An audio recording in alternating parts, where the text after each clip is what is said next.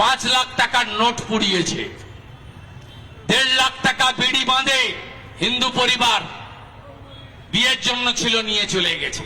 আমি একটু পরেই ওদের হাতে তুলে দেবো, ওরা আমার ওয়েট করছে, আমার এনজিও অফিস, একটু পরেই তুলে দেবো। প্রত্যেকটা ধরে ধরে পাকা ঘর গেছে, পাকা ঘর বানিয়ে দেবো। খাট পুড়েছে, খাট কিনে দেবো। টিভি ভেঙেছে, টিভি কিনে দেবো। যটা ছাগল গরু গেছে তার থেকে বেশি ফেরত দেবো। যত টিন খুলেছে লাগিয়ে দেব, যত অ্যাসবেস্টার ভেঙেছে তৈরি করে দেব, সব করে দেব, এখন করে দেব। 26-এ সরকার এলে দাঙ্গাবাজদের বাড়িতে বুলডোজার চালিয়ে